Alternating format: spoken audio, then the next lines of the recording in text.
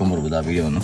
So ಈ ಗಾಡಿಯನ್ನು ನಾವು ಆಕ್ಚುಲ್ ಆಗಿ ಬೆಲನದಲ್ಲಿ ಹೋಗುವಂತಿದ್ವಿ, ಒಂದ್ಸತಿ ರಿಡ್ಸ್ ಅಲ್ಲಿ ಹೋಗುವಂತ ಪ್ಲಾನ್ ಮಾಡಿದ್ವಿ. ಸೊ ಅದನ್ನೆಲ್ಲ ಕ್ಯಾನ್ಸಲ್ ಮಾಡಿ ಈ ಗಾಡಿಗೆ ಯಾಕೆ ಶಿಫ್ಟ್ ಆದ್ವಿ ಅಂತ ಹೇಳಿದ್ರೆ ತುಂಬಾ ಕಂಫರ್ಟೇಬಲ್ ಆಗಿ ಹೋಗ್ಬೋದು. ಅದಲ್ಲದೆ ತುಂಬಾ ಹೊಸ ಗಾಡಿ ಇದು, ಇವಾಗ ಒಂದು 4 months ಆಯ್ತು ಅಷ್ಟೇ ಆಲ್ಮೋಸ್ಟ್ ತಗೊಂಡು.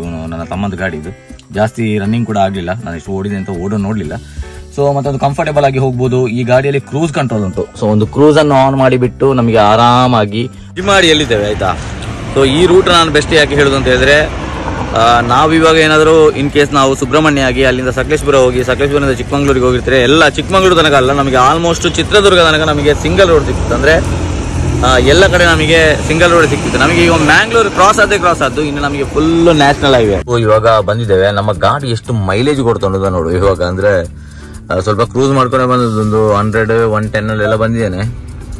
16.7 ತೋರಿಸ್ತಾವ. ನಾನು ಇನ್ನೊಂದು ಕಡೆ ಉಂಟಲ್ಲ, ಇದನ್ನು ಕರೆಕ್ಟ್ ಆಗಿ ಕನ್ಫರ್ಮ್ ಮಾಡ್ಲಿಕ್ಕೋಸ್ಕರ ಇನ್ನೊಂದು ಕಡೆ ನಾವು ಟ್ಯಾಂಕ್ ಟು ಟ್ಯಾಂಕ್ ಫ್ಯೂಲ್ ಹಾಕುವ ಅಂತಲ್ಲಿ 800 ಕಿಲೋಮೀಟರ್ ಟ್ರಾವೆಲ್ ಮಾಡ್ಕೊಂಡ್ ಬಂದ್ವಿ ನಾವು. ಇವಾಗ ಸದ್ಯಕ್ಕೆ ಸೋಲಾಪುರಲ್ಲಿ ಯಾವುದೋ ಒಂದು ಹೋಟ್ಲಿಗೆ ಬಂದು ನಿಲ್ತೇವೆ ನೋಡಿ. ಇಲ್ಲಿ ಈ ಡಾಬಾದಲ್ಲಿ ಇದ್ದೀವಿ ಅಂತ ಇದೆ ಹೆಸರು. ಸಾರ್ವಜನಿಕ ಶೌಚಾಲಯದಲ್ಲಿ ಅಲ್ಲ, ಬನ್ನಿ ಮಾರ. ಹೆಲೋ ಫ್ರೆಂಡ್ಸ್, ಎಲ್ಲರಿಗೂ ಸ್ವಾಗತ. ಮಾತೆರೆಗಳ ನಮಸ್ಕಾರ. ಸೊ ಮಸ್ತ್ ದಿನ ನಾವು ವ್ಲಾಗ್ ಮಾಡ್ಕೊಂಡ್ವಿ. ತುಂಬಾ ದಿನ ಆಯ್ತು ನಾನು ವ್ಲಾಗ್ ಮಾಡಿದೆ. ಸೊ ವ್ಲಾಗ್ ಮಾಡೋದಿಲ್ಲಿಗೆ ಹಲವಾರು ಕಾರಣಗಳು ಉಂಟಾಯ್ತಾ. ಸೊ ಅಂದ್ರೆ ನನಗೆ ಟೈಮ್ ಇರ್ಲಿಲ್ಲ, ಒಂದು ಒಳ್ಳೆ ಕಂಟೆಂಟ್ ಸಿಗ್ಲಿಲ್ಲ. ನಾನೇ ಅನ್ಕೊಳ್ತಿದ್ದೆ ಎಲ್ಲಾ ವ್ಲಾಗಲ್ಲಿ ನಾನು ನಂದು ಫ್ಯಾಮಿಲಿ ಅವರು ನಂದು ಮನೆಯವ್ರದ್ದು ಮಾತ್ರ ವಿಡಿಯೋಗಳು ಜಾಸ್ತಿ ಮಾಡ್ಲಿಕ್ಕಾಗ್ತಿತ್ತು. ಸೊ ಅದನ್ನು ಸ್ವಲ್ಪ ಈ ವ್ಲಾಗ್ ಅಲ್ಲಿ ಸ್ವಲ್ಪ ಡಿಫ್ರೆಂಟ್ ಆಗಿ ಚೇಂಜ್ ಮಾಡಿ ತೋರಿಸುವ ಅಂತ. ಸೊ ಈ ವ್ಲಾಗ್ ಉಂಟಲ್ಲ, ನಾನು ಮಾಡಿರುವ ಇಷ್ಟು ದಿನದ ವ್ಲಾಗ್ ಅಲ್ಲಿ ಒನ್ ಆಫ್ ದ ಬೆಸ್ಟ್ ಮತ್ತೆ ಒನ್ ಆಫ್ ದ ಒಳ್ಳೆ ಎಕ್ಸ್ಪೀರಿಯನ್ಸ್ ಕೊಡುವಂತಹ ಒಂದು ವ್ಲಾಗ್ ಆಗ್ತದೆ ಅಂತ ನನಗೆ ಗ್ಯಾರಂಟಿ ಗೊತ್ತುಂಟು.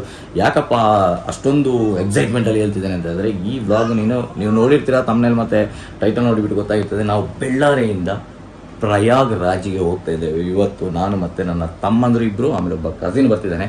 ಸೊ ಈ ರೋಡ್ ಟ್ರಿಪ್ ಉಂಟಲ್ಲ, ಒಂಥರ ಒಂದು ಎಕ್ಸೈಟ್ಮೆಂಟ್ ಆಗಿ ಉಂಟು ನನಗೆ. ಅಂದ್ರೆ ನಾನು ಆಫ್ಟರ್ ಮ್ಯಾರೇಜ್ ಎಲ್ಲಿ ಕೂಡ ನಾವು ಒಂದು ಬ್ಯಾಚುಲರ್ ಆಗಿ, ಅಂದ್ರೆ ಹುಡುಗರು ಅಂತ ಎಲ್ಲಿ ಸಹ ಟ್ರಾವೆಲ್ ಮಾಡಿಲ್ಲ ಆಯ್ತು. ಸೊ ಈ ಬ್ಲಾಗ್ ಉಂಟಲ್ಲ, ನಾವು ಹುಡುಗರು ಟ್ರಾವೆಲ್ ಮಾಡೋದ್ರಿಂದಾಗಿ ಇನ್ನೂ ಒಂದು ಎಂತ ಹೇಳ್ತಾರೆ, ಒಂದು ಜಾಸ್ತಿ ಒಂದು ಜೋಶ್ ಮತ್ತೆ ಜಾಸ್ತಿ ಒಂದು ಎಕ್ಸ್ಪೀರಿಯನ್ಸ್ ಸಿಗ್ತದೆ ನಮಗೆ. ಸೊ ನನಗೆ ಮತ್ತೆ ರೋಡ್ ಟ್ರಿಪ್ ಮಾಡೋದಂದ್ರೆ ಮೊದಲಿಂದಾನೇ ತುಂಬಾ ಇಷ್ಟ ಆಯ್ತು. ಸೊ ತುಂಬಾ ದಿನ ಆಯ್ತು ರೋಡ್ ಟ್ರಿಪ್ ಮಾಡೋದು. ತುಂಬಾ ದಿನ ಅಂದ್ರೆ ತುಂಬಾ ಟೈಮ್ ಆಯ್ತು, ಆಲ್ಮೋಸ್ಟ್ 2 ವರ್ಷಗಳಾಯ್ತು ನಾನು ರೋಡ್ ಟ್ರಿಪ್ ಮಾಡಿದೆ.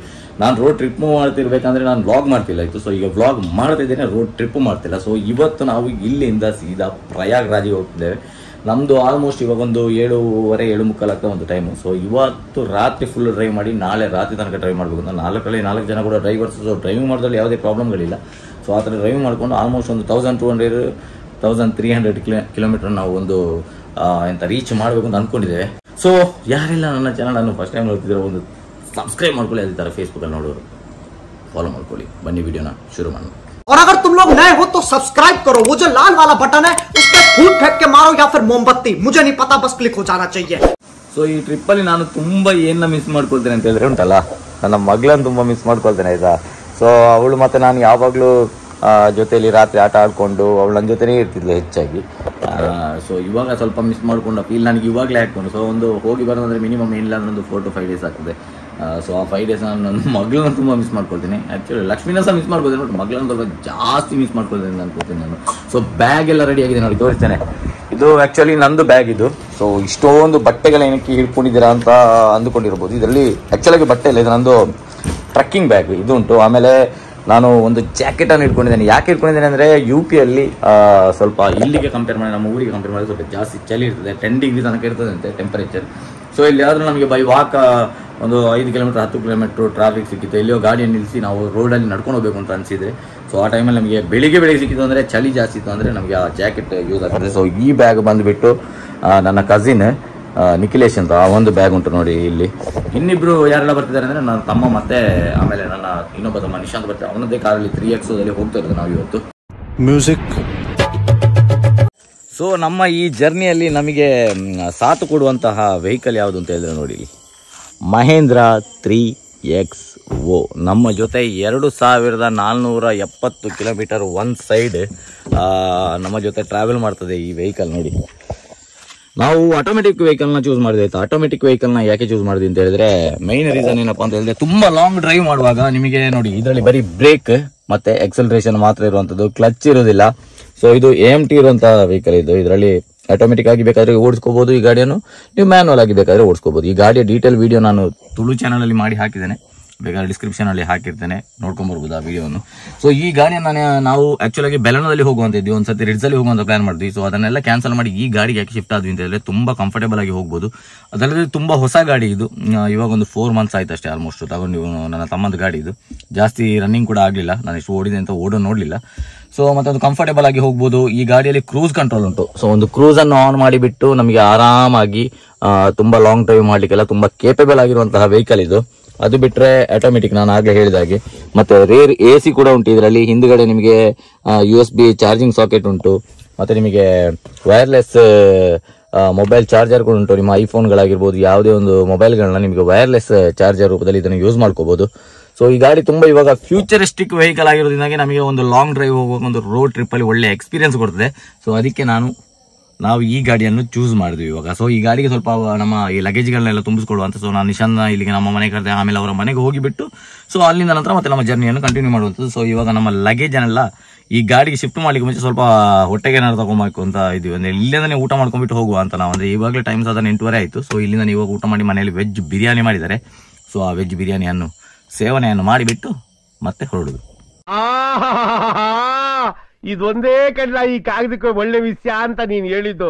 ಈ ಗಾಡಿಯಲ್ಲಿ ಡಿಕ್ಕಿ ಸ್ಪೇಸ್ ಎಷ್ಟು ಉಂಟಂದ್ರೆ ತುಂಬಾ ಸ್ಪೇಸ್ ಉಂಟು. ಎಷ್ಟು ಅಂತ ನನಗೆ ಈಗ ಮರ್ತೋಯ್ತು, ಆಲ್ಮೋಸ್ಟ್ ಒಂದು 350 ಲೀಟರ್ಸ್ ಎಲ್ಲ ಇರ್ಬೋದು ಅಂತ ಅನಿಸ್ತದೆ.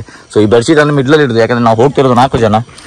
ಸೊ ಅದರಿಂದಾಗಿ ಬೆಡ್ಶೀಟ್ ಅನ್ನು ನಡುವಲ್ಲಿ ಇಟ್ರೆ ನಾವು ಆಚೀಚೆ ಅಲ್ಲಾಡುದಿಲ್ಲ. ಅದಕ್ಕೆ ಒಂದು ಬೆಸ್ಟ್. ಇವನು ಟ್ರಕ್ಕಿಂಗ್ ಒಟ್ಟಿಗೆ ಬಂದಿದ್ದಾನೆ, ನಮ್ಮ ಜೊತೆ ಟ್ರಾವೆಲ್ ಮಾಡ್ತಿರೋದು ಪುಟ್ಟ ಮಿಸ್ಟರ್.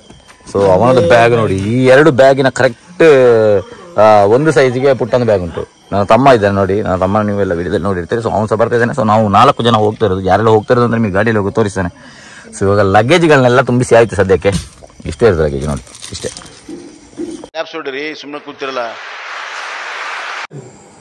ಬಾಯ್ ಬಾಯ್ ಎಲ್ಲರಿಗೂ, ಬಾಯ್ ಬಾಯ್ ಬಾಯ್ ಬಾಯ್ ಬಾಯ್ ಬಾಯ್ ಬಾಯ್ ಬಾಯ್. ಚಿಕ್ಕಮ್ಮ ಟಾಟಾ. ಬಾಬುನ ಸ್ವಲ್ಪ ಮಿಸ್ ಮಾಡ್ಕೋತೇನೆ ನಾನು ಇವಾಗ. ಬಾಯ್ ಬಾಯ್ ಬಾಯ್ ಬಾಯ್ ಟಾಟಾ, ಬಾಯ್ ಬಾಯ್ ಟಾಟಾ, ಬಾಯ್ ಬಾಯ್ ಎಲ್ಲರಿಗೂ ಬಾಯ್ ಬಾಯ್.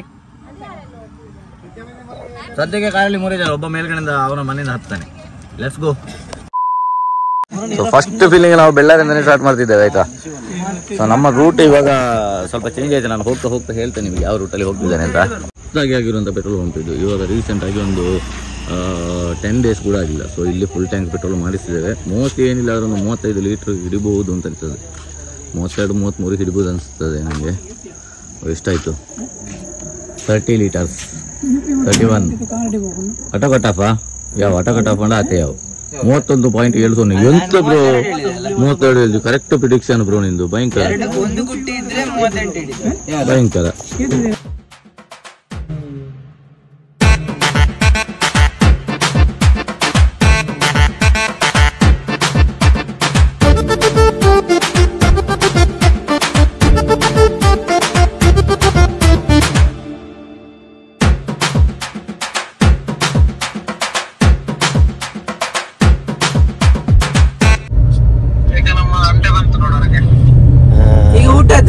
ಊಟ ಸಮಯ ಈಗ ಗಂಟೆ ಸರಿಯಾಗಿ 10:09. ಕೊನೆಗೂ ಕೂಡ ನಮ್ಮ ಟ್ರಿಪ್ಪಿನ ಫಸ್ಟ್ ಸ್ಟಾಪ್ ಕೊಟ್ಟಿದ್ದೇವೆ ಆಯ್ತಾ. ನಾವು ಫಸ್ಟ್ ಸ್ಟಾಪ್ ಕೊಡುವಾಗ ಎಷ್ಟು ದೂರ ಜರ್ನಿ ಮಾಡಿದ್ವಿ ಅಂತ ಹೇಳ್ತೇನೆ ನಾನು ನಿಮಗೆ. ನಾವು ಆಕ್ಚುಲಿ ಪ್ಲಾನ್ ಹಾಕಿದ್ದದು ಇಲ್ಲಿಂದ ನಮ್ಮ ಬೆಳ್ಳಾರಿಯಿಂದ ಸೀದಾ ಸಕಲೇಶ್ಪುರದಿಂದ ಚಿಕ್ಕಮಗಳೂರು, ಅಲ್ಲಿಂದ ನಂತರ ಚಿತ್ರದುರ್ಗ ಹೋಗಿಬಿಟ್ಟು ಚಿತ್ರದುರ್ಗದಿಂದ ರಾಯಚೂರು, ಅಲ್ಲಿಂದ ನಂತರ ನಾವು ಅಂಕೋಲ ಹೋಗುವಂತ ಪ್ಲಾನ್ ಹಾಕಿದ್ವಿ. ಬಟ್ ಇವಾಗ ಪ್ಲಾನ್ ಟೋಟಲಿ ಉಲ್ಟಾ ಮಾಡಿದ್ವಿ. ನಾವೇನ್ ಮಾಡಿದ್ವಿ ಅಂದ್ರೆ ಸೀದಾ ಬೆಳ್ಳಾರಿಯಿಂದ ಮ್ಯಾಂಗ್ಳೂರ್ ಬಂದ್ವಿ. ಇವಾಗ ಮ್ಯಾಂಗ್ಳೂರಿಂದ ಉಡುಪಿಗೆ ಇಲ್ಲಿಂದ ಬರೀ 25 ಕಿಲೋಮೀಟರ್ಸ್ ಉಂಟು. ಅಂದ್ರೆ ಫಸ್ಟ್ ಟೋಲ್ ನಾನು ನಿಮಗೆ ತೋರಿಸ್ತೇನೆ. ಫಸ್ಟ್ ಟೋಲ್ ಸದ್ಯಕ್ಕೆ ನಾವು ಇವಾಗ ಬಂದು ತಲುಪಿದ ಯಾವ ಪ್ಲೇಸ್ ಗೊತ್ತಂದ್ರೆ ಹೆಜ್ಮಾಡಿಯಲ್ಲಿದ್ದೇವೆ ಆಯ್ತಾ. ಸೊ ಈ ರೂಟ್ ನಾನು ಬೆಸ್ಟ್ ಯಾಕೆ ಹೇಳುದು ಅಂತ ಹೇಳಿದ್ರೆ, ನಾವಿವಾಗ ಏನಾದರೂ ಇನ್ ಕೇಸ್ ನಾವು ಸುಬ್ರಹ್ಮಣ್ಯ ಆಗಿ ಅಲ್ಲಿಂದ ಸಕಲೇಶ್ಪುರ ಹೋಗಿ ಸಕಲೇಶ್ಪುರದಿಂದ ಚಿಕ್ಕಮಗಳೂರಿಗೆ ಹೋಗಿರ್ತಾರೆ, ಎಲ್ಲ ಚಿಕ್ಕಮಗಳೂರು ತನಕ ಅಲ್ಲ, ನಮಗೆ ಆಲ್ಮೋಸ್ಟ್ ಚಿತ್ರದುರ್ಗ ತನಕ ನಮಗೆ ಸಿಂಗಲ್ ರೋಡ್ ಸಿಕ್ತಿತ್ತು. ಅಂದ್ರೆ ಎಲ್ಲ ಕಡೆ ನಮಗೆ ಸಿಂಗಲ್ ರೋಡ್ ಸಿಕ್ತಿತ್ತು. ನಮಗೆ ಈಗ ಮ್ಯಾಂಗ್ಳೂರು ಕ್ರಾಸ್ ಆದ್ದು ಇನ್ನು ನಮಗೆ full national highway.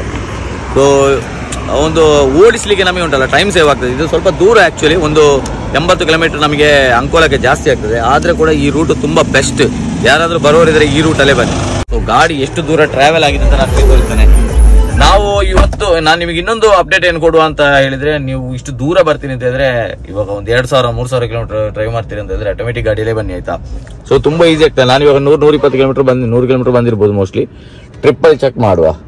Trip B ಅನ್ನು ನಾವು 0 ಮಾಡಿದ್ವಿ. 94 ಕಿಲೋಮೀಟರ್ಸ್ ಅಲ್ಲಿ ತೋರಿಸ್ತಾ ಉಂಟಲ್ಲ. ಬಟ್ ನಾವು ಈ ಟ್ರಿಪ್ ಅನ್ನು 0 ಮಾಡ್ಲಿಕ್ಕೆ ಮುಂಚೆ ನಾನು ಒಂದು 15 ಕಿಲೋಮೀಟರ್ ಬಂದಿದ್ದೆ. ಸೊ ಒಂದು 110 ಕಿಲೋಮೀಟರ್ ಇವಾಗ ಸಾಧಾರಣ ನಾವು ಬಂದಿದ್ದೇವೆ. ಸೊ ಈ ರೂಟ್ ಅಲ್ಲಿ ಬನ್ನಿ ಆಯ್ತಾ. ನಾನು ಯಾವ ತರ ಹೋಗ್ತಿದ್ದೇನೆ ಅಂತ ನಾನು ನಿಮಗೆ ಹೇಳ್ತೇನೆ.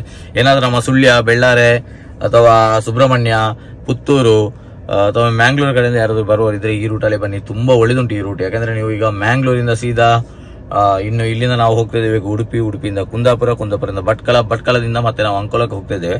ಸೊ ಆ ರೂಟ್ ಮ್ಯಾಪ್ ನಾವು ಎಲ್ಲರೂ ನಿಲ್ಸಿದ್ರೆ ಟೀ ಬ್ರೇಕ್ ಯಾವುದಕ್ಕಾದ್ರೂ ನಿಲ್ಸಿದ್ರೆ ನಾನು ನಿಮಗೆ ತೋರಿಸ್ತೀನಿ. ಸದ್ಯಕ್ಕೆ ನಾವು ಟೀ ಬ್ರೇಕ್ಗೆ ನಿಲ್ಸಿದ್ದೇವೆ.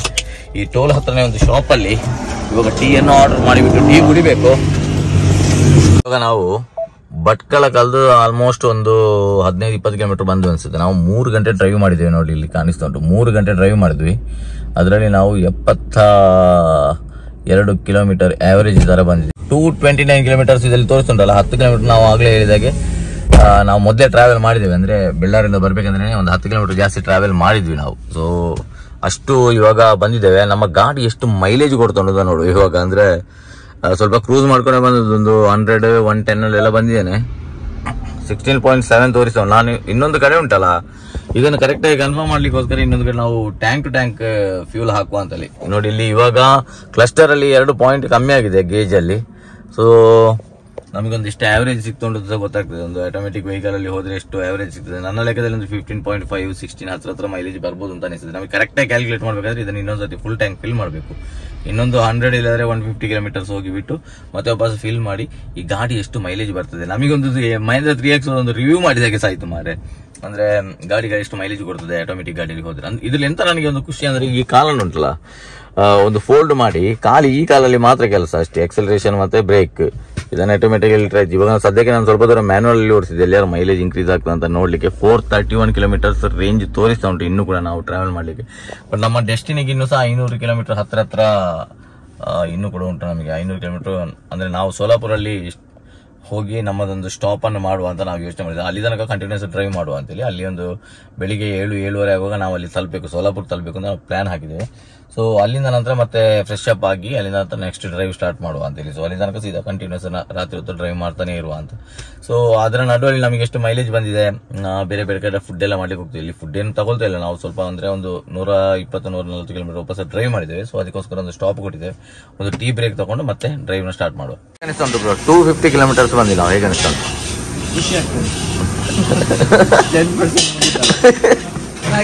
ಬರೀ 10% ಬಂದಿದ್ದೇವೆ ಅಷ್ಟೇ ಬ್ರೋ. ನಾವು ಎಲ್ಲೇ ಒಂದು ಕಡೆ ಬಂದು ಇವಾಗ ಭಟ್ಕಳದಿಂದ ಸ್ವಲ್ಪ ಮುಂದೆ ಬಂದಿದ್ದೀವಿ. ನೂಡಲ್ಸ್ ಅನ್ನು, ವೆಜ್ ನೂಡಲ್ಸ್ ಅನ್ನು ಕಲಿತಾ ಇದ್ದೇವೆ. ಒಳ್ಳೆದುಂಟು ಮಾತ್ರ ನೂಡಲ್ಸ್. Recommended, highly recommended. ನಾವು ಆಕ್ಚುಲ್ ಆಗಿ ಸುಮ್ಮನೆ ಒಂದು ತಗೊಳ್ಳೋದು, ಮತ್ತೆ ಅದಕ್ಕಿಂತ ಒಳ್ಳೆ ಟೇಸ್ಟ್ ಇದ್ದುಂಟು ಇನ್ನೊಂದು ತಗೊಂಡಿದ್ದೇವೆ. ಈಗ ಅಲ್ವಾಗ ಒಂದು 240 ಕಿಲೋಮೀಟರ್ಸ್ ಬಂದಾಯ್ತು. ಇನ್ನೂ ಸಹ ಉಂಟು. ಬರೀ 10% ಬಂದಿದೆ, 10%. ನಾವು ಇವಾಗ 398 ಕಿಲೋಮೀಟರ್ಸ್, ಅಂದ್ರೆ ಅದಕ್ಕೆ 10 ಕಿಲೋಮೀಟರ್ ಸೇರಿಸಿ 408 ಕಿಲೋಮೀಟರ್ ಆಲ್ಮೋಸ್ಟ್ ಬಂದಿದೆ. ಇನ್ನು ಹುಬ್ಳಿಗೆ ಎಷ್ಟು ಕಿಲೋಮೀಟರ್ ಉಂಟು ಅಂತ ಹೇಳಿದ್ರೆ 40 ಕಿಲೋಮೀಟರ್ಸ್. ಇನ್ನು ಇಲ್ಲಿಂದ ನಮಗೆ ಇವಾಗ 40 ಕಿಲೋಮೀಟರ್ಸ್ ಇನ್ನು ಸಹ ಹುಬ್ಳಿಗೆ ಉಂಟು. ಅಲ್ಲಿಂದ ಮೇಲೆ ನಮಗೊಂದು 295 ಅಲ್ಲ 290 ಕಿಲೋಮೀಟರ್ ಆಲ್ಮೋಸ್ಟ್ ನಮಗೆ ಸೋಲಾಪುರಿಗೆ ಇರ್ತದಲ್ಲ. ಇಲ್ಲಿ ಸೋಲಾಪುರ ಅಲ್ಲ ನಾವು ಹೋಗಿರೋದು, ಸೋಲಾಪುರಿಗೆ ಅಷ್ಟೊಂದು ದೂರ ಉಂಟು. ನಾವು ಎಷ್ಟು ಜರ್ನಿ ಮಾಡಿದ್ವಿ ಅಂದ್ರೆ ಇವಾಗ 5.5 ಗಂಟೆಯಲ್ಲಿ ನಾವು ಆಲ್ಮೋಸ್ಟ್ 410 ಕಿಲೋಮೀಟರ್ ಟ್ರಾವೆಲ್ ಮಾಡಿದ್ದೇವೆ. ರೋಡ್ ಮಾತ್ರ ಇಲ್ಲಿ ಸಿಂಗಲ್ ರೋಡ್ ಸಿಕ್ಕಿದೆ. ನಮಗೆ ಡಬಲ್ ರೋಡ್ ಏನಾದ್ರು ಸಿಕ್ಕಿರ್ತಿದೆ ನಾವು ಇಷ್ಟೊತ್ತಿಗೆ ಆಲ್ಮೋಸ್ಟ್ ಒಂದು 200 ಕಿಲೋಮೀಟರ್ ಮೇಲೆ ಟ್ರಾವೆಲ್ ಮಾಡಿರ್ತಿದ್ವಿ, ಏನೋ ಗೊತ್ತಿಲ್ಲ. ಸೊ ಇನ್ನು ನೆಕ್ಸ್ಟ್ ಸ್ಟಾಪ್ ನಾವು ಹುಬ್ಳಿಗೆ ಹೋಗ್ದು. ಹುಬ್ಳಿಯಿಂದ ಮತ್ತೆ ನಮಗೆ 4 ರೋಡ್ ಸಿಗ್ತದೆ, ಚತುಷ್ಪಥ ಸಿಗ್ತದೆ. ಸೊ ಅಲ್ಲಿಂದ ನಂತರ ಇನ್ನೂ ಸ್ವಲ್ಪ ಕಂಫರ್ಟೇಬಲ್ ಆಗಿ ನಮ್ಮ ಟಾರ್ಗೆಟ್ ಏನಂದ್ರೆ 7:30 ಒಳಗಡೆ ನಾವು ಸೋಲಾಪುರ ತಲುಪಬೇಕು. ಇವಾಗ ನೋಡಿ ಟೈಮು ಬಂದು 3:36 ರಾತ್ರಿ ಆದ್ರೆ ಸಹ ನಮ್ಮ ಜರ್ನಿ ಸ್ಟಾಪ್ ಆಗಿಲ್ಲ. ನಮ್ಮ ಗಾಡಿ ಇವಾಗ ಇದ್ರಲ್ಲೇ ತೋರಿಸ್ತೀರ, ಒಮ್ಮೆ ತೋರಿಸುವ ಎಷ್ಟು ತೋರಿಸ್ತಾ ಉಂಟು. ಫ್ಯೂಲ್ ಇನ್ಫೋ 16.6 ಮೈಲೇಜ್ ತೋರಿಸ್ತಾ ಉಂಟು. ಇನ್ನು 198 ರೇಂಜ್ ತೋರಿಸ್ತಾ ಉಂಟು. ನಮ್ಮ ಗಾಡಿಯಲ್ಲಿ ಇರುವ ಫ್ಯೂಲ್ ಅಲ್ಲಿ ಇದು 198 ಕಿಲೋಮೀಟರ್ ಹೋಗ್ಬೇಕು. ಇವಾಗ ನೋಡುವ ಎಷ್ಟು ದೂರ ಹೋಗ್ತದೆ ಅಂತ. ನೆಕ್ಸ್ಟ್ ಅಪ್ಡೇಟ್ ನಾವು ಅಂದ್ರೆ ಮೈಲೇಜ್ ಎಷ್ಟು ಸಿಗ್ತದೆ ಅಂತ ನಾವು ಕ್ಯಾಲ್ಕುಲೇಷನ್ ಮಾಡ್ಲಿಕ್ಕೆ ನೆಕ್ಸ್ಟ್ ಸರ್ತಿ ಫ್ಯೂಲ್ ಫಿಲ್ ಮಾಡುವಾಗ ನೋಡುವ. 2 hours later. ಫೈನಲಿ ನಾವು ಬಂದು ಹುಬ್ಬಳ್ಳಿಗೆ ತಲುಪಿದ್ದೇವೆ. ಈಗ ಡ್ರೈವರ್ ಚೇಂಜ್ ಮಾಡ್ತಿದ್ದೇನೆ. ಈಗ 430-440 ಕಿಲೋಮೀಟರ್ ಆಲ್ಮೋಸ್ಟ್ ಡ್ರೈವ್ ಮಾಡಿದೆ ನಾನು. ಇವಾಗ ಸದ್ಯಕ್ಕೆ ಬ್ಯಾಕ್ ಸೀಟಿಗೆ ಶಿಫ್ಟ್ ಆಗ್ತಿದ್ದೇನೆ. ಸ್ವಲ್ಪ ರೆಸ್ಟ್ ಮಾಡಬೇಕು, ಮತ್ತು ನಾಳೆ ಕೂಡ ಡ್ರೈವ್ ಮಾಡಬೇಕು. ಅದಕ್ಕೋಸ್ಕರ ಸೊ ನಾವು ಯಾವ ರೂಟಾಗಿ ಬಂದು ಅಂತ ಹೇಳಿದರೆ, ಬೆಳ್ಳಾರಿಯಿಂದ ಮ್ಯಾಂಗ್ಳೂರು ಬಂದು, ಮ್ಯಾಂಗ್ಳೂರಿಂದ ಉಡುಪಿ, ಉಡುಪಿಯಿಂದ ಕುಂದಾಪುರ, ಕುಂದಾಪುರದಿಂದ ಭಟ್ಕಳಿಂದ ಮುರುಡೇಶ್ವರ ಆಗಿ ಗೋಕರ್ಣ ಆಗಿ ಆಮೇಲೆ ಇವಾಗ ಸದ್ಯಕ್ಕೆ ಹುಬ್ಬಳ್ಳಿಗೆ ತಲುಪಿದ್ದೇವೆ. ಹುಬ್ಳಿಂದ ನಂತರ ಪರವಾಗಿಲ್ಲ, ನಮಗೆ 4 ವೇ ಸಿಗ್ತದೆ, ಅದರಿಂದಾಗಿ ಆರಾಮಾಗಿ ಹೋಗ್ಬೋದು. ಡ್ರೈವರ್ ಚೇಂಜ್ ಆಗಿದೆ, ನಮ್ಮ ಪುಟ್ಟ ಡ್ರೈವಿಂಗ್ಗೆ ಬಂದಿದ್ದಾನೆ. ಆಮೇಲೆ ಮಿಲನ್ ಮುಂದೆ ಹೋದ, ನಾನು ಮತ್ತೆ ನಿಶಾಂತ್ ಇವಾಗ ಹಿಂದೆ ಬಂದಿದೆ. ಸದ್ಯಕ್ಕೆ ಗೊತ್ತು ಹೇಳ್ತಾನೆ ಮಾರೆ, ಭಯಂಕರ ಚಳಿ ಉಂಟು ಆಯ್ತು ಇಲ್ಲಿ. 553 ಕಿಲೋಮೀಟ್ರ್ ಬಂದ್ವಿ. ಇನ್ನು ನಮಗೆ ಒಂದು 220 ಕಿಲೋಮೀಟ್ರ್ ಅಷ್ಟೇ ಇರೋದು, ಜಾಸ್ತಿ ದೂರ ಏನಿಲ್ಲ. ಸೊ ಇಲ್ಲಿ ಇವಾಗ ರೀಫಿಲ್ ಮಾಡಿ ಮೈಲೇಜನ್ನು ಟೆಸ್ಟ್ ಮಾಡುವಂತೇಳಿ ಇಲ್ಲಿ ಹೈವೇನಲ್ಲಿ ಸಿಕ್ಕಿರುವಂಥ ಒಂದು ಪೆಟ್ರೋಲ್ ಬಂಪಿಗೆ ಬಂದಿದೆ. ನೋಡಿ ಇಷ್ಟು ಕ್ಲೀನ್ ಉಂಟು, ಪರವಾಗಿಲ್ಲ ಮಾರೆ. ಗಾಡಿಯದು ಮಾತ್ರ ಸ್ವಲ್ಪ ತುರ್ಕೌಟ್ ಆಗಿದೆ ಅಷ್ಟೇ. ಇಲ್ಲಿ ಮಾತ್ರ ಗೂಗಲ್ ಮ್ಯಾಪನ್ನು ನಂಬಿ ಪರವಾಗಿಲ್ಲ ಆಯಿತಾ. ಒಂದು ಕಿಲೋಮೀಟ್ರ್ ಸ್ವಲ್ಪ ಮುಂದೆ ಹೋಗಿ ಎಲ್ಲಿಯಾದರೂ ದಾರಿ ತಪ್ಪಿದ್ದು ಅಂತ ಹೇಳಿದ್ರೆ ಅದು ಯಾವುದೋ ರೂಟಿಂದ ಕರ್ಕೊಂಬಂದು ಎಲ್ಲಿಯೋ ಒಂದು ಹಳ್ಳಿಯಿಂದ ಕರ್ಕೊಂಬಂದು ಎಲ್ಲೆಲ್ಲಿಯೋ ಕರ್ಕೊಂಬರ್ತದೆ. ಸೊ ಇಲ್ಲಿ ನೋಡಿ CNG ಸ್ಟೇಷನ್ಗಳು ಉಂಟು ಇದರಲ್ಲಿ. ಸೊ ಇಲ್ಲಿ ಫ್ಯೂಲ್ ಫಿಲ್ ಮಾಡ್ತಿದ್ದೇವೆ. ನನ್ನ ಲೆಕ್ಕದಲ್ಲಿ ಒಂದು 14-15 ಮೈಲೇಜ್ ಬಂದಿರ್ಬೋದು ಅನಿಸ್ತದೆ. ಆಟೋಮೆಟಿಕ್ ವೆಹಿಕಲ್ಸ್ ಅಷ್ಟೇ ಬರೋದು ಮೈಲೇಜ್. ಪುಟ್ಟನೇ ಹೋದ ಸುಸ್ತಾಗಿದೆ, ಯಾರು ಕೂಡ ಮಲಗಲಿಲ್ಲ. ನನಗೆ ಇನ್ನೊಂದು ವಿಶೇಷ ಏನಪ್ಪ ಅಂತ ಹೇಳಿದ್ರೆ, ಯಾರು ಕೂಡ ನಿದ್ದೆ ಮಾಡಲಿಲ್ಲ. ನಾಳೆ ಬೆಳಿಗ್ಗೆ ಬೆಳಿಗ್ಗೆ ನಾವು ಈ ಡ್ರೈವಿಂಗ್ ಕಂಟಿನ್ಯೂ ಮಾಡಬೇಕು. ಯಾರು ಡ್ರೈವ್ ಮಾಡ್ತಾರೆ ಅಂತಿರೋದು ವಿಷಯ ಅಷ್ಟೇ. 36-74 ನಮ್ಮದ್ರಲ್ಲಿ ಫ್ಯೂಲ್ ಹಿಡಿತಾಯ್ತಾ. ಸೊ ಇವಾಗ ಕ್ಯಾಲ್ಕುಲೇಷನ್ ಮಾಡುವ ಬನ್ನಿ ಎಷ್ಟಾಯ್ತು ಅಂತ ನೋಡುವ. ಅಂದರೆ ಫುಲ್ ಟ್ಯಾಂಕ್ ಅಂದರೆ 40 ಲೀಟರ್ಸ್ ಆಯ್ತಾ ಈ ಕಾರಲ್ಲಿ ಕೆಪಾಸಿಟಿ ಇರೋದು. ಸೊ 40 ಲೀಟರ್ಸ್ ಅಂದರೆ ಇವಾಗ ಕ್ಯಾಲ್ಕುಲೇಷನ್ ಮಾಡುವ ಎಷ್ಟು ಫ್ಯೂಲ್ ಬಂದಿದೆ ಅಂತ. 36.7 ನಾವು 554 ಕಿಲೋಮೀಟ್ರ್ ಬಂದಿದೆ. ಇವಾಗ ಡಿವೈಡ್ ಮಾಡುವ 36.7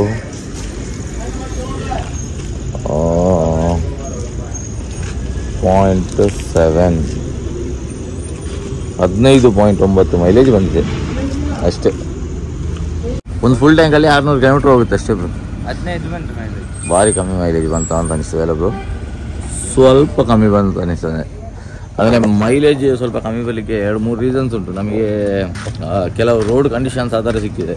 ಅಂದರೆ ಭಯಂಕರ ಕಂಜೆಸ್ಟೆಡ್ ಆಗಿರೋ ರೋಡ್ ಸಿಕ್ತು ಕೆಲವು ಕಡೆ, ಮತ್ತು ಕೆಲವು ಕಡೆ ಒಂದು ಕಡೆ ಭಯಂಕರ ಅಂತ ಮಂಜು ಬಂತು, ಅಲ್ಲಿ ಒಂಥರ ಗೇರಲ್ಲೇ ಬರಬೇಕಾಗಿ ಬಂತು. ಸೊ ಈ ಥರ ಎಲ್ಲ ಪ್ರಾಬ್ಲಮ್ಸ್ ಆಗಿ ಕೆಲವು ಕಡೆ ಎಲ್ಲ ಮೈಲೇಜ್ ಬರಲಿಲ್ಲ ಗಾಡಿ. ಬಟ್ ಓಡಿಸಲಿಕ್ಕೆ ತುಂಬ ಸುಲಭ ಆಯಿತು ಈ ಗಾಡಿಯನ್ನು. ಮೈಲೇಜ್ ಸ್ವಲ್ಪ ಕಡಿಮೆ ಆದರೆ ಸಹ ಓಡಿಸಲಿಕ್ಕೆ ತುಂಬ ಸುಲಭ. ಆದರೆ ಡೀಸೆಲ್ ಆಗಿರೋದ್ರಿಂದ ಈಗ ಪೆಟ್ರೋಲ್ ಗಾಡಿಗೆ ಕಂಪೇರ್ ಮಾಡಿದರೆ 1-2 ಮೈಲೇಜ್ ಕಡಿಮೆ ಆದರೆ ಕೂಡ ಈಗ ಪೆಟ್ರೋಲ್ ಗಾಡಿಗೆ ಕಂಪೇರ್ ಮಾಡಿದರೆ ಒಂದು 17 ಮೈಲೇಜ್ ಗೊತ್ತಾಗುತ್ತೆ ಅಷ್ಟೇ. ಸೊ ಪರವಾಗಿಲ್ಲ, ತುಂಬ ಇವಾಗ ಹೊರಟಾಗಿದೆ.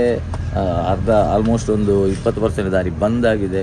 ಇನ್ನು ಅದರ ಬಗ್ಗೆ ಎಲ್ಲ ಯೋಚನೆ ಮಾಡಿದ್ದಿಲ್ಲ, ಸೀದಾ ಹೋಗ್ತಾ ಇರೋದಷ್ಟೇ.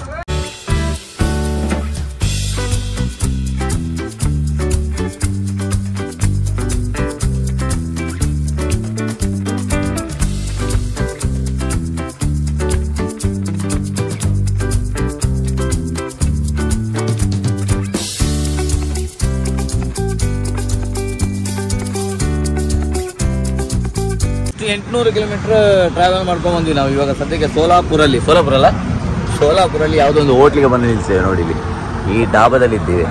ಎಂತ ಇದೆ ಹೆಸರು, ಧನಶ್ರೀ ಅಂತ ಒಂದು ಡಾಬಾದಲ್ಲಿದ್ದೇವೆ. ಆ್ಯಕ್ಚುಲಿ ಬ್ರಷ್ ಎಲ್ಲ ಮಾಡಲೇ ಇಲ್ಲ ಆಯಿತಾ. ಮುಖ ತೊಳ್ಲಿಕ್ಕೆ ಆದರೂ ಒಳಗಡೆ ಹೋಗ್ಬೋದು, ಒಂದು ಬ್ರಷ್ ಮಾಡಬೇಕು ಕಾರಲ್ಲಿ. ಇವಾಗ ಬ್ರಷ್ ತೆಗೆದು ಒಂದು ಬ್ರಷ್ ಎಲ್ಲ ಮಾಡಿ ಮತ್ತು ನಾಷ್ಟ ಮಾಡಬೇಕು. ಸುಮಾರು ಆ್ಯಕ್ಚುಲಿ ಎಷ್ಟು ಹೊತ್ತಾಯಿತು, 9 ಗಂಟೆ ಆಯಿತು. ನಾಷ್ಟಕ್ಕೆ ಇಷ್ಟೆಲ್ಲ ಮಾಡಬೇಕು. ಬ್ರಷ್ ನಾನು ಹೊಸೇ ತಗೊಂಡ್ಬಂದಿದ್ದೇನೆ. ಅದೇನ್ ಮಾತಂತ ಹೇಳಿದ್ರಿ ಸರ್ ನೀವು? Really hats off sir, hats off. ಸಾರ್ವಜನಿಕ ಶೌಚಾಲಯದಲ್ಲಿ ಅಲ್ಲ, ಸಾರ್ವಜನಿಕ ಬನ್ನಿ ಮಾರ ಗೊತ್ತಿಲ್ಲದ ಲೇಡೀಸ್ ವಾಶ್ರೂಮ್ಗೆಲ್ಲ ಹೋಗಿ ಬಂದ್ವಿ ಮಾರೆ ನಾವು. ಯಾರು ಬಂದಿಲ್ಲ ಮಾರೆ, ಮರ್ಯಾದೆ ಉಳಿತು ದೇವರೇ. ಬ್ರಷ್ ಮಾಡ್ಲಿಕ್ಕೆ ಅಂತ ಬಂದು ಯಾವುದೇ ರೆಸ್ಟೋರೆಂಟಿಗೆ ಬಂದ್ವಿ, ಇಲ್ಲಿ ಲೇಡೀಸ್ ಬಾತ್ರೂಮ್ಗೆ ಹೋಗಿ ಗೊತ್ತಿಲ್ಲದೆ. ತುಂಬ ಜನದ್ದು ನಾನು ಬ್ಲಾಗ್ ಎಲ್ಲ ನೋಡಿದೆ. ಅದರಲ್ಲೆಲ್ಲ ಎಂತ ಹೇಳಿದ್ದಾರೆ ಅಂದರೆ, ಹೆಚ್ಚಿನವರೆಲ್ಲ ಎಂತ ಮಾಡಿದ್ದಾರೆ ಅಂದರೆ, ರೋಡ್ ಟ್ರಿಪ್ಪಲ್ಲಿ ಬರಬೇಕಂದ್ರೆ ರೋಡಲ್ಲಿ ನಿಲ್ಸ್ಕೊಂಡು ಕುಕ್ಕಿಂಗ್ ಎಲ್ಲ ಮಾಡ್ಕೊಂಡ್ಬಂದಿದ್ದಾರೆ. ನಿಜವಾಗ್ಲೂ ಹೇಳ್ತಾನೆ ಅದೆಲ್ಲ ಭಯಂಕರ ಕಷ್ಟ ಆಯಿತಾ. ಅದಕ್ಕಿಂತ ಸ್ವಲ್ಪ ಖರ್ಚಾದರೂ ಪರವಾಗಿಲ್ಲ, ಯಾವ್ದಾರು ಒಂದು ರೆಸ್ಟೋರೆಂಟಲ್ಲಿ ನಿಲ್ಸಿದ್ದು ಊಟ ಮಾಡಿದ್ದು ಹೋಯ್ತು. ತುಂಬ ಟೈಮ್ ಉಂಟಲ್ಲ, ಸೇವ್ ಆಗ್ತದೆ.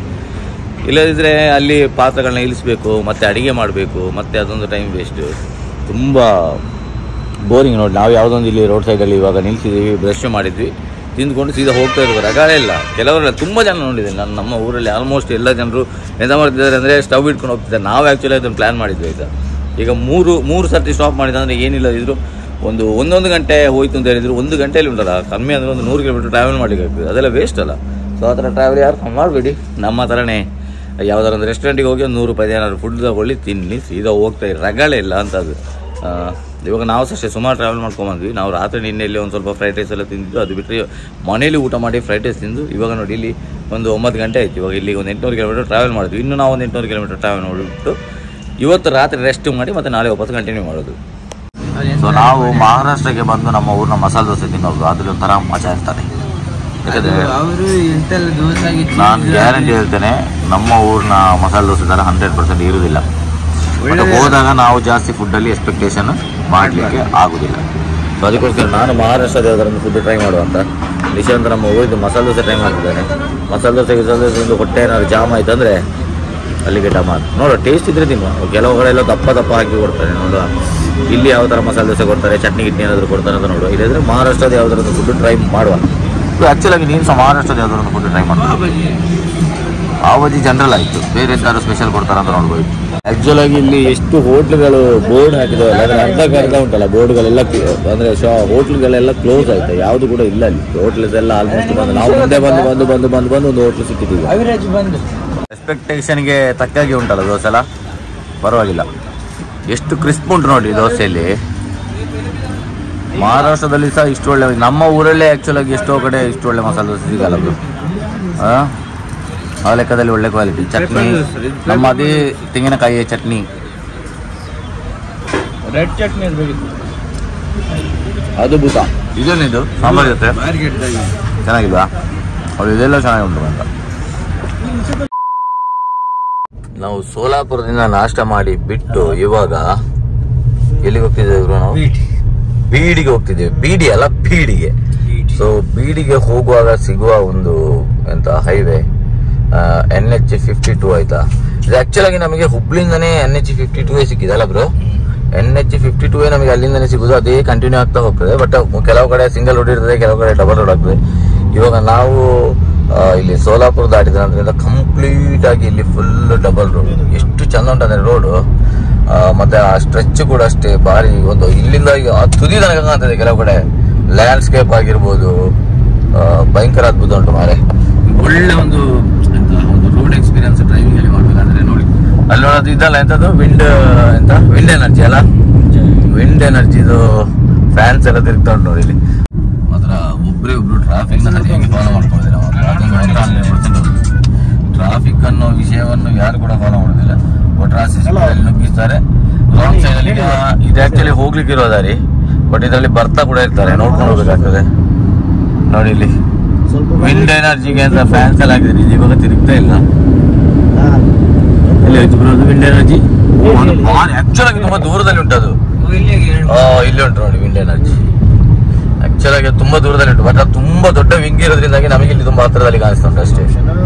ಅದೇ ನಮಗೆ ಇಲ್ಲಿ ಹೋಟೆಲ್ಸ್ ಎಲ್ಲ ನೋಡಿ, ತುಂಬಾ ಹೋಟೆಲ್ಸ್ ಉಂಟು. ನಾನು ಅವಾಗಲೇ ಹೇಳಿದಾಗೆ ಈ ಸ್ಟವ್ ಎಲ್ಲ ಹಿಡ್ಕೊಂಡು ಅಡಿಗೆ ಮಾಡಿ ರೋಡ್ ಸೈಡ್ ಅಲ್ಲಿ ಅದೆಲ್ಲ ಹೋಗ್ಲಿಕ್ಕಿಂತ ಆರಾಮಾಗಿ ಯಾವ್ದಾದ್ರು ಒಳ್ಳೆ ಹೋಟ್ಲಿಗೆ ಹೋಗಿ ನಮಗೆ ಎಷ್ಟು ಊಟ ಬೇಕು ಅಷ್ಟು ಊಟ ಮಾಡ್ಕೊಂಡು ತಿಂಡಿ ಮಾಡ್ಕೊಂಡು ಆರಾಮದಲ್ಲಿ ಟೈಮ್ ಸೇವ್ ಮಾಡ್ಕೊಂಡು ಹೋಗುದು ಬೆಸ್ಟ್ ಅಂತ ನಾನು ಹೇಳ್ತೇನೆ. ಎಂತ ಹೇಳ್ತೀವಿ ನೋಡಿ, ಸ್ಟವ್ ಹಿಡ್ಕೊಂಡು ಅಲ್ಲಿ ಕ್ಯಾಂಪ್ ಹಾಕೊಂಡು ಹೋಗುದು ಒಳ್ಳೇದ ಅಲ್ಲ ಡೈರೆಕ್ಟ್ ಆಗಿ ನಮ್ಮ ತರ ಫುಡ್ ಮಾಡ್ಕೊಂಡು ಹೋಗುದು ಒಳ್ಳೇದ?